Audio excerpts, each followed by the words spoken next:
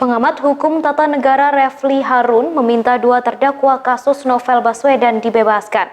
Ia menyebut permintaan itu sudah disetujui oleh Novel Baswedan sebab ia mendengar Novel tidak yakin bahwa kedua terdakwa yang melakukan penyiraman air keras terhadapnya. Bila bukan pelaku sesungguhnya, maka peradilan bisa sesat.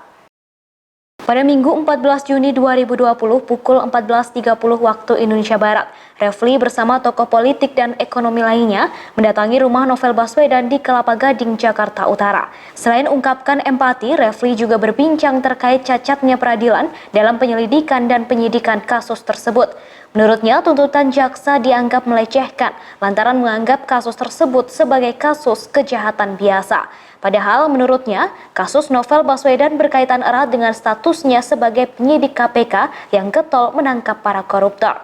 Menurutnya, kasus tersebut terjadi lantaran tugas Novel sebagai pemberantas korupsi. Sehingga tuntutan 1 tahun penjara sangat menghina akal sehat publik. Dikutip dari wartakotalive.com, Senin 15 Juni 2020, Novel mengaku tidak yakin dengan kedua terdakwa. Novel merasa kedua terdakwa dipaksa mengaku melakukan tindakan penyiraman air keras. Ia menilai bila bukan pelaku sesungguhnya yang dihukum, maka peradilannya bisa menjadi sesat. Oleh karena itu, bila bukan pelaku sesungguhnya, ia minta 2 terdakwa dibebaskan. Refli meminta publik jangan puas dengan tuntutan lebih dari 1 tahun, sebab yang terpenting dalam peradilan ini ialah mengungkap fakta dan menghukum pelaku asli dari penyiraman tersebut. Jika hal itu bisa terungkap, maka persoalan besar dari kasus tersebut bisa terungkap. Awalnya kan ada perasaan bahwa wah ini kok seperti melecehkan. Ini ada petugas yang sedang menjalankan tugasnya melakukan pemberantasan korupsi dan kita tahu bahwa itu adalah amanat reformasi yang penting ya. Selain pemberantasan KKN yang pastinya sekarang kan belum sukses. Kok cuma dituntut 1 tahun? Padahal rasanya niat itu ada. Alat yang digunakan juga berbahaya kan. Kemudian juga akibat yang ditimbulkannya juga luar biasa, kebutaan. Kemudian dan dilakukan terhadap petugas ya. Jadi pasti ada kaitannya dengan jabatan Mas Novel, Pak Novel sebagai penyidik KPK. Nah, 4 unsur itu sudah terpenuhi kok tuntutannya cuma 1 tahun. Nah, ini kan seperti menghina akal sehat publik. Tapi ada soal lain yang juga penting, yaitu benar enggak bahwa terdakwa yang 2 itu adalah memang 2 orang ini yang melakukan penyiraman itu.